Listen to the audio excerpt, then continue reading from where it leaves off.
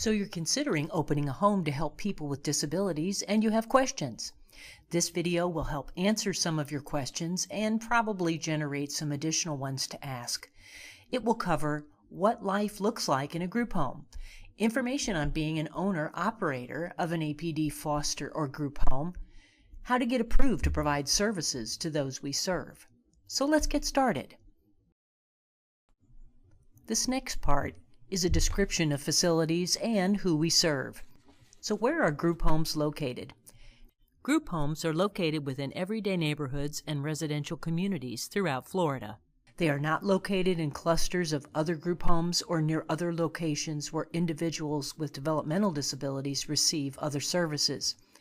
In order to meet licensing requirements, a home must meet the city or county zoning, building, and fire safety requirements and regulations. The home can be owned or leased.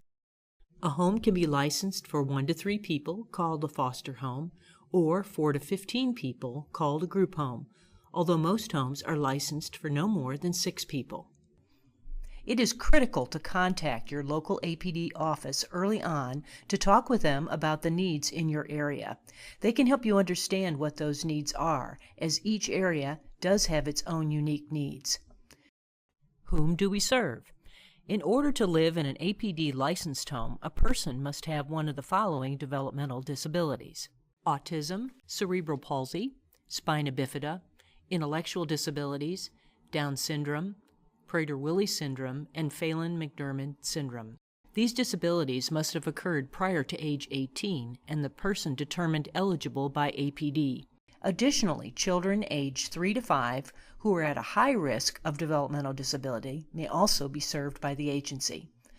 The home could be licensed to serve children, adults, individuals with challenging behaviors, or individuals with complex medical needs. Next, we'll describe how a group or foster home is a family-like environment. People living in group homes have all the comforts that you and I enjoy in our own homes. Their bedrooms reflect hobbies and preferences and allow them to enjoy their right to privacy. There's nothing institutional about these home-like environments. And you can utilize live-in caregivers too, which can really make the facility feel like home. Now we want to introduce you to group home life, to some of the staff that work in this home, and a great group of guys. Well, what I like living here is because we get more freedom. We get to do a lot of activities and stuff like that, and do things we normally don't do in a regular facility. We mostly get excited because we get to go on different places and do things, like that. And I love it here because the staff here are very great to us. They treat us right.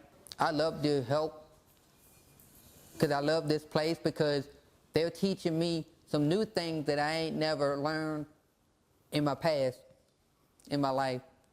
So they kind of helping me get up in the new world.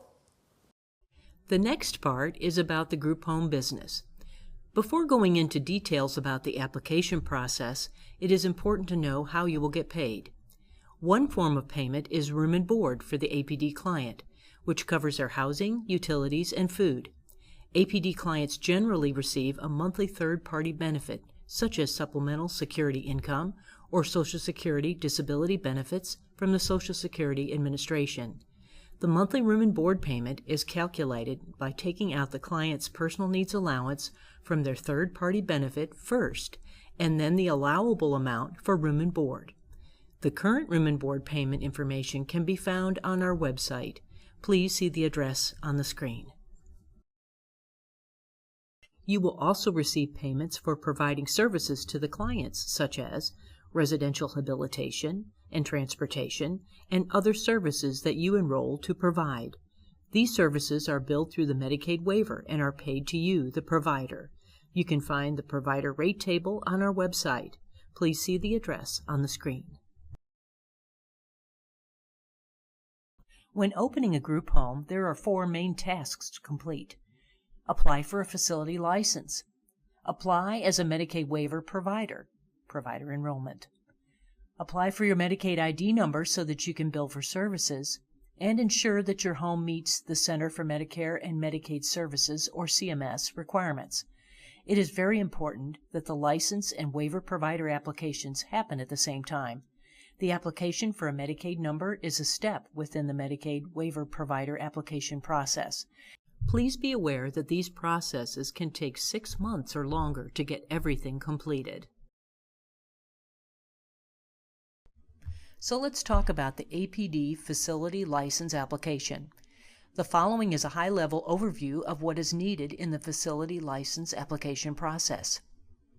Establish your business. Will it be an LLC or a corporation, for-profit or not-for-profit, and who will be involved in your business? And here's a tip.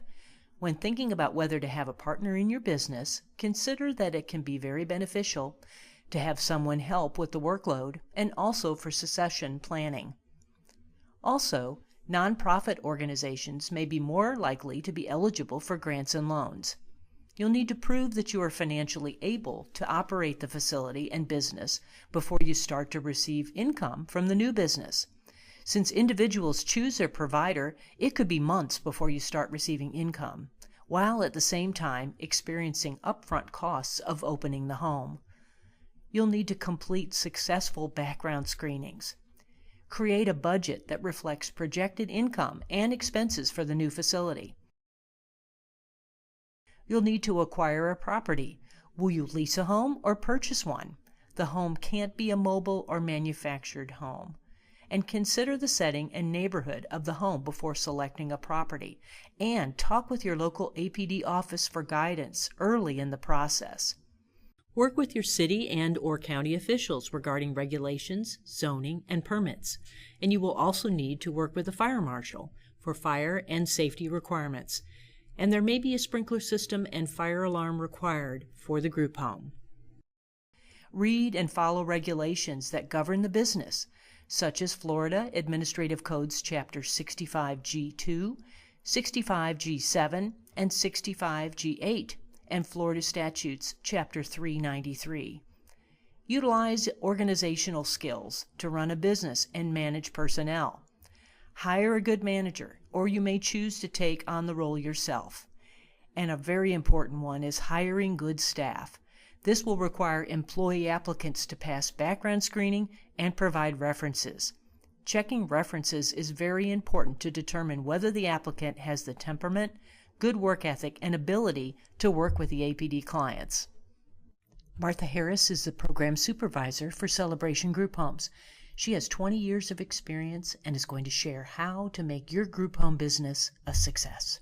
So I decided to get in this career because I have family members that have certain disabilities, and because I was used to working already with my family members, so it was easy to transition into it as a career, and I have not regretted it, and I've been doing it for over 20 years, and it's a passion that I really, really enjoy. So if you're thinking about becoming a provider, I think you should ask yourself questions like this. Do I have the patience? Am I willing to go through the process that it takes to become a provider? Am I able to understand what my clients need? Am I able to understand that what they need on a daily basis? So we need to stop and ask ourselves questions. And sometimes I think we make decisions based on the money. It's not about the money. It's about your passion and your compassion for your clients. If you do not have that, you won't be successful. We're here to serve our clients because we love them, we have a passion for them, and we want to see them do better. We want to see them transition into the community. That's the whole priority. Next, we'll talk about waiver provider enrollment. But first, what does the term Medicaid waiver mean? Medicaid waiver programs help provide services to people who would otherwise be in an institution, nursing home, or hospital to receive long-term care in the community. The approval of federal Medicaid waiver programs allows states to provide services to consumers in their homes and in their communities. Let's talk about the waiver provider enrollment application package. The following is a high-level overview of what is needed in the process. Become familiar with the APD website and the iBudget Waiver Handbook. Submit a completed APD waiver provider application to include all applicable required elements. Visit the website on the screen for more details. You will need a personal or business computer, have basic computer skills, and be able to navigate the Internet.